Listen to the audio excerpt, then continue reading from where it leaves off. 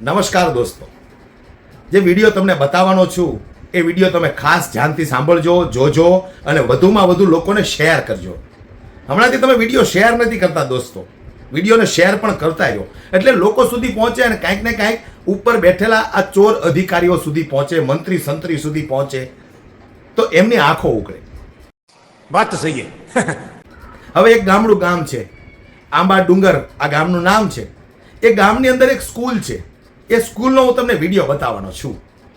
બહુ મોટી મોટી વાતો કરે છે ને શિક્ષણ મંત્રીઓ, સ્કૂલોમાં જાય, ગરીબ ઘરના છોકરાઓ સાથે વાતચીત કરે, રમત ગમત કરે, ત્યાર પછી એમને એવું કહેવામાં આવે કે ભાઈ જો તું અહીંયા ભણીશ નહીં ને તો હું તને મારી જોડે સાથે લઈ જઈશ.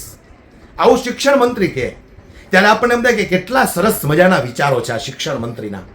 પણ હું તમને જે સ્કૂલ બતાવું ને દોસ્તો, ખરેખર આ દ્રશ્ય જોઈને તમારું કાળજું કંપી જશે કે આવી સ્કૂલ 30 વર્ષથી ગુજરાતની અંદર આ ભ્રષ્ટ ભાજપનું શાસન છે અને આ શાસનની અંદર આવી સ્કૂલમાં પણ આજે બાળકો ભણે છે. સૌથી પહેલા તમે એ સ્કૂલનો વિડીયો જુઓ.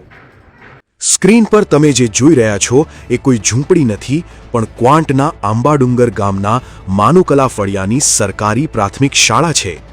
જ્યાં જ્ઞાનના પ્રકાશની અપેક્ષા હોય છે, ત્યાં આજે બાળકો કાચી દિવાલો નીચે પોતાનું ભવિષ્ય ઘડી રહ્યા છે. શાળાનું પોતાનું મકાન ન હોવાથી એક જાગૃત નાગરિકે આપેલા આ કાચા મકાનમાં ધોરણ 1 થી 5ના બાળકો અભ્યાસ કરવા મજબૂર બન્યા છે. વરસાદમાં છત ટપકે છે અને ગરમીમાં બાળકો પરસેવે રેબઝેબ થાય છે. આટલું ઓછું હોય તેમ અહીંના વાતાવરણમાં ઝેરી જંતુઓનો પણ સતત ભય રહે છે. 2 શિક્ષકોની જરૂરિયાત સામે માત્ર એક જ શિક્ષિકાના ભરોસે 5 ધોરણના વિદ્યાર્થીઓનું શિક્ષણ ચાલી રહ્યું છે. છતાં પણ બાળકોની ભણવાની ધગશ અને વાલીઓની જાગૃતિ અદ્ભુત છે, જે આ જોખમી પરિસ્થિતિમાં પણ બાળકોને નિયમિત શાળાએ મોકલે છે. અમે સરકારને અનેક વખત રજૂઆતો કરી છે, મૌખિક રીતે પણ લેખિત રીતે પણ અમે રજૂઆતો કરી, પરંતુ સરકાર ફક્ત એટલું જ કહે છે કે તમારો સ્કૂલ તો મંજૂર છે અને આવતા વર્ષે થઈ જવાની છે ને, તમારે શું ટેન્શન લેવાનું છે, આવું કહીને વાતો ભરમાવી નાખે છે. શાળા બનવાનું કંઈ ધ્યાન ધરતું નથી. આ વિડીયો જોયા પછી તમે શું અનુમાન લગાવ્યું? 1 થી 5 ધોરણના બાળકો ત્યાં ભણે છે. આ ગામની સ્કૂલ છે. વરસાદ આવે તો ઉપરથી પાણી ટપકે છે, કાદવ કીચડ, આસપાસની અંદર ગંદકી ભરેલો માહોલ, જીવજંતુ આવવાનો ડર, આ બધા ડર અને મુશ્કેલીઓની વચ્ચે આ બાળકો ત્યાં ભણે છે. અને આપણા શિક્ષણ મંત્રીઓ મોટી મોટી ડંફાસો મારે છે. સ્કૂલની અંદર જાય, બાળકો સાથે રમત રમે, બાળકોને પ્રલોભનો આપે કે જો તું ભણીશ નહીં તો હું તને મારી સાથે લઈ જઈશ. એટલે ભાઈ તમારા ઘરના છોકરા હાંચો ને આ બાળકો માટે એક સ્કૂલ બનાવી દો. શરમ જેવો છાંટો હોય ને તમને, તો હું શિક્ષણ મંત્રીને ખાસ કહું છું કે શરમનો છાંટો હોય ને તો આ બાળકો માટે એક સારી એવી સ્કૂલ બનાવી દો. ચાલો સ્કૂલ છોડો, એક 20 બાય 10ની સારી એવી સરસ મજાની ઓરડી બનાવી દો. કમસે કમ એ સેફ જગ્યામાં બેસીને ભણી શકે. બીજું તો તમારાથી કાંઈ થાય એમ છે નહીં, કારણ કે તમે બધા સંડાસ બનાવવાના માસ્ટરો છો. એટલે તમારાથી સ્કૂલ તો ન જ બને, પણ એકાદી સારી એવી આ લોકોને ઓરડી બનાવી દો તો એમાં બેસીને શાંતિથી ભણી શકે. અને બીજું કે 1 થી 5 ધોરણના બાળકો અહીંયા ભણવા આવે છે. ટીચર માત્ર એક જ છે, લોકો પાસે રોજગાર નથી. પણ આ લોકો ટીચરની નિમણૂક કરતા કેમ નથી, મને તો એ જ નથી સમજાતું.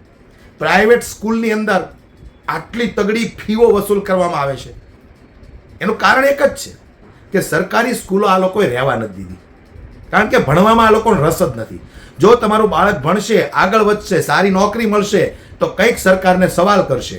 પણ આ લોકોનો એક જ ફંડો છે કે અભણ અને અંગૂઠા છાપ જેટલા રહેશે ને એ લોકો અમને ચૂંટણીમાં કામ લાગશે, ઝંડા લઈને દોડાવવા માટે તમારા બાળકોના ભવિષ્ય હવે તમારા હાથમાં છે. આ સરકારને ભણવામાં રસ જ નથી, ભણાવવામાંય રસ નથી. નહીતર તો કંઈક ભણેલી ગણેલી ફોજ હોય. મોટા ભાગના અભણ અને અંગૂઠા છાપ ભેગા કર્યા છે. અને શિક્ષણ મંત્રીને ફરી એક વખત હું કહેવા માંગુ છું કે તમને શરમનો છાંટો હોય ને તો આવી સ્કૂલની મુલાકાત લ્યો.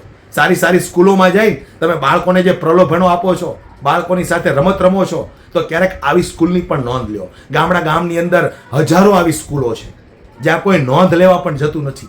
શરમ આવી જોઈએ તમને લોકોને. તમે તો કરોડોના બંગલામાં રહ્યો છો, એશો આરામની જિંદગી જીવો છો.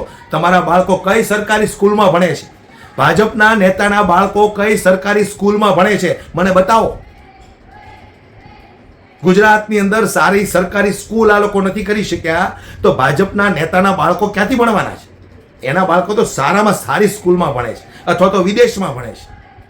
દુઃખી માત્ર ને માત્ર આમ નાગરિક આમ જનતાને થવાનું છે. એટલે વોટ આપતી વખતે વિચાર કરજો, પણ નહીં કરે લોકો. કારણ કે હિન્દુ મુસ્લિમના નામે આ લોકોએ ડરાવ્યા છે, મંદિરોના નામે ડરાવ્યા છે. એટલે લોકોની અંદર એક એવો ડર બેસી ગયો છે કે આ લોકો નહીં હોય તો આપણા બાળકોનું શું થશે, આપણું શું થશે.